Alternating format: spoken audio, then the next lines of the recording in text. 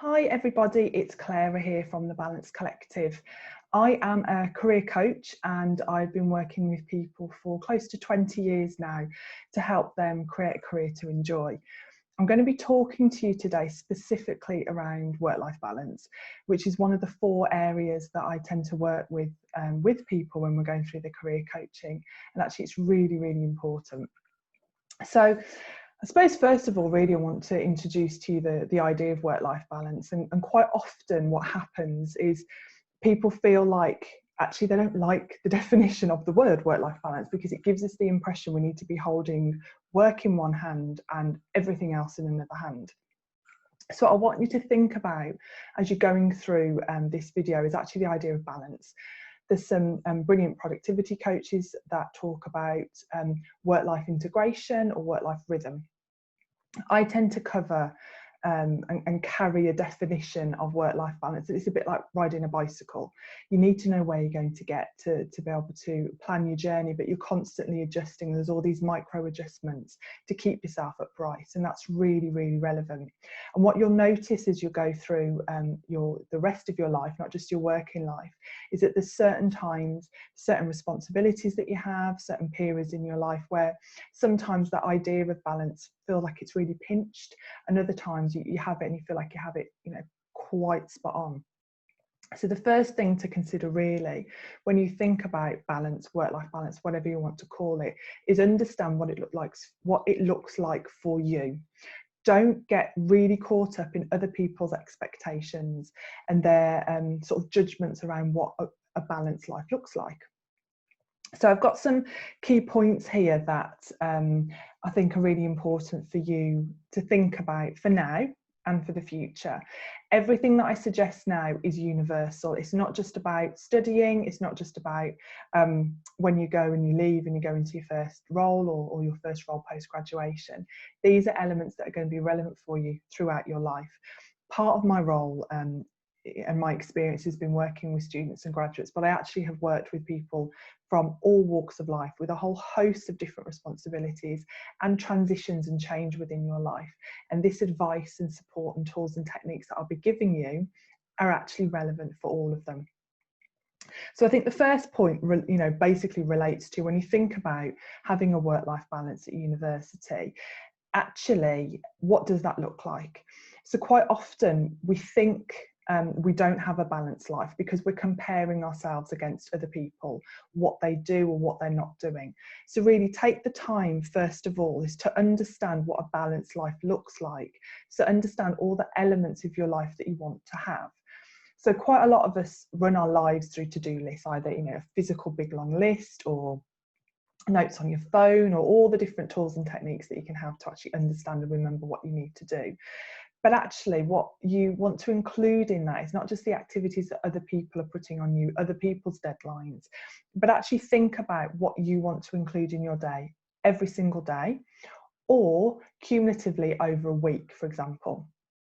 So if we look at it from a day perspective, when you think about everything that you want to achieve during that day, everything that you want to do and everything that's relevant for you to actually function, are you trying to fill your day impossibly? So quite often I work with clients around time blocking, and time blocking ultimately is looking at the time that you have within a 24-hour window or a 12-hour window or a working day, however you want to pull it together, and actually understand the time you have available to you, and then blocking sections of time into that diary that you will allocate to that. So an example of this, quite often I do an exercise, and people, to get what they need done into a day, they will either underestimate the time it needs to take and then beat themselves up at the end of the day because they haven't got their to-do list done, forgetting they've actually achieved, say, 80% of what they want to do. They'll look at that 20% and realise that, or they'll tell themselves it's not good enough.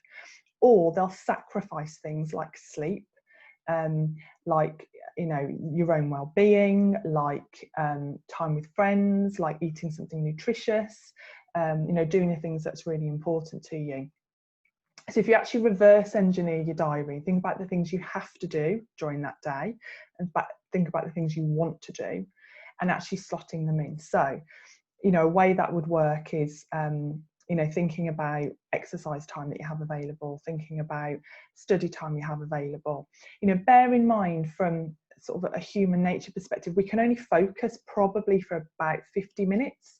So for example, if you are going to study, say, and you block yourself in for 2 hours, you're likely going to start, your mind's going to start wandering from about 50 minutes in. So actually look at your study in blocks of an hour, but 10 minutes of that is getting up and stretching, getting a drink, you know, going on social media for 10 minutes, and only 10 minutes I might add, because we all know we can get dragged into that. You know, whatever it is, you know, do some stretching, listen to some music, a podcast or whatever. So be realistic about what you can achieve. And part of that, in terms of understanding what's important for you, is to think about the things you want to do in a day. So we all know the mental health and the physical health benefits of exercising, for example, but quite often we'll say to ourselves, it's only worth doing something if I do, say, an hour or an hour and a half, or I run a certain distance, rather than thinking, what time do I have available, and building up continuous habits. So one way you can do this is to double up. An exercise, for example, could be a side effect. So, you know, for me, for a personal level, over my many years, I've tried lots of different ways of exercising. And actually what I've realised is I like to accidentally exercise, which basically means I like to do other things and happen to be exercising through that process. So that might be going on a walk with some friends. It might be listening to a podcast while I'm walking. It might be if I've got to go do something, I'll try and leave a little bit earlier and I'll walk instead of getting the car. So again, you know, think about the things that are really important to you. Pay attention to the things that you notice make a difference. You know, if you haven't got out of the house, if you haven't listened to some music, if you haven't spoken to somebody, if you've been, you know, eating or drinking in a way that's not beneficial, rather than trying to go all in and setting yourself up for failure potentially, using the time blocking approach can enable you to work out the time you have available and fitting those things in. You'll be amazed in a whole host of different situations what you can achieve in 20 minutes. So it could be, you know, you need to draft something, you feel like you need to start an essay, but you only have 20 minutes, so you don't start. But actually, if you spend 20 minutes bullet pointing, actually that's quite useful for you. Or like exercise for a well-being perspective, could you go for a quick run for 20 minutes? Could you put on a yoga? Could you stick on the radio and dance around the kitchen? I don't know, whatever it is that makes you tick. So it's about, when you're looking at making time for you, it's first of all understanding what you need for your well-being. And actually from a mental health perspective, it's things like, you know, physical health, mental health and connection. So are you ticking off those things every single day? Making sure you prioritise them the same way you'd prioritise work, or you know, doing university work or other types of work. Slip it into your diary against a time block. So, you know, and part of that, when you think about, you know, managing your time effectively, it can be quite difficult when the projects seem quite big, or you're working with lots of different people. And again, this can be in a work situation, or it can be in a schoolwork, uni work situation. So what I recommend you do for that, and you know, the time blocking that I've talked about at the beginning can really usefully underpick that as well. So to reverse engineer, so think about when something needs to be in, and then reverse engineer what you need back. So if it's an essay, for example, you know it has to be in by a particular day, and you know that it has to have a certain amount of words. So you could potentially reverse engineer that, thinking, well, to get that in by a certain date, I need to have the draft done by a week before, say, for argument's sake. And I've now got 3 weeks until that.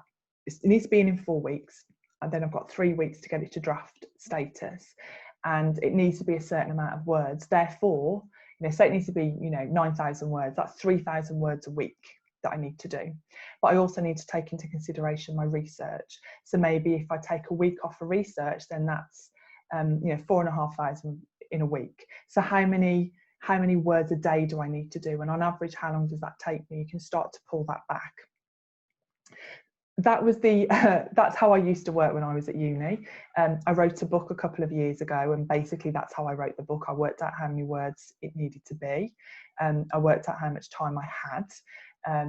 I worked out how many hours I could put to it a week, and that gave me, every time I was writing, it gave me a word count. And actually, you know, this is not just about sort of, you know, writing just to get the word count out. You still want to do genuine work, but you can get a bit of a feel of where you're up to. And obviously if you're in a bit of a flow and you're going and it's going really well and you still have an opportunity to continue, you can gain some time back by going over your word count. But if you know you need to do, I don't know, you know, 1,000 words a day, for example, if you could keeping it really tight and you've only got 9 days, actually that's quite reasonable. So, you know, when you think about, you know, managing your time effectively, is to be able to break those down into really manageable chunks. And obviously if you're working with other people on group projects, is have that conversation from the very beginning. Everyone has a whole host of different responsibilities, different timescales, different ways of working. Is actually taking the lead and saying, how are we going to break this down? Who's going to be responsible for what? What are the check-in points? We have a benefit nowadays, I suppose, with, you know, a lot of technology, that actually you can make that getting together a lot easier. You know, if it's harder for you, you know, because of other responsibilities you have, to meet up person to person, but you all have, you know, half an hour in a day where you could Zoom, for example, then do that and catch up. You know, there's a lot of technology like Trello that can give you the ability to share notes and to share information. You've got Google Docs and things like that. So it's a combination of understanding everybody's responsibilities, understanding the pace that we need to get the work together, and actually allocating that, rather than having your deadlines so far in the future you feel like you've got forever, but then it doesn't happen.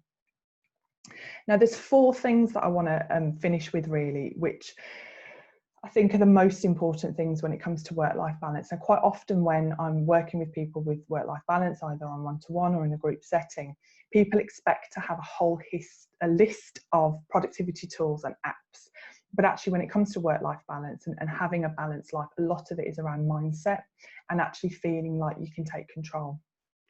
So the first thing, and this goes alongside the elements of understanding what you need for your well-being and understand the time that you have available to you, is also understanding your boundaries.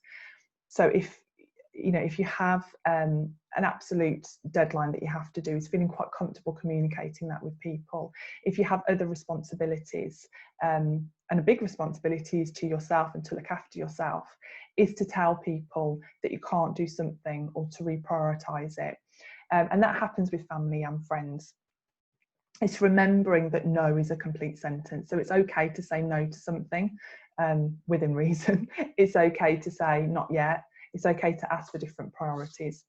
The second thing, which I think is such a big part nowadays, both around confidence and comparison and distraction, is to curate your social media and your news. I think, you know, quite often when we think about well-being, we think about consumption from, you know, food and drink, you know, pollution, exercise, those types of things. But there is such a big, you know, social media and news can be amazing, or it can be quite destructive. So if you find that a lot of your time is taken up on social media, you know, be quite aware. You know, you can put apps on your laptop or on your phone that limit that, but also curate it. If you're finding the types of things that you're consuming are not useful for you, they make you compare yourself, they make you compare your goals, or actually they're quite negative, it's okay to turn that tap off when it comes to the information that you're getting. And obviously some of this is about literal time, because it does suck your time away, but also it's about how that impacts how you feel about yourself and how you feel about your life. The fourth thing you do, which sort of I've made reference to all the way through, is focusing on what you can control. It's very easy to get frustrated about the things that are outside of our control, or focus on trying to change those. So, you know, you can't necessarily, for example, change the deadlines if all of the deadlines that you have all hit the same time period. But what you can control is how you plan your day. You can control how you allocate your time. You can control how you look after yourself, so you have the energy to make those things work.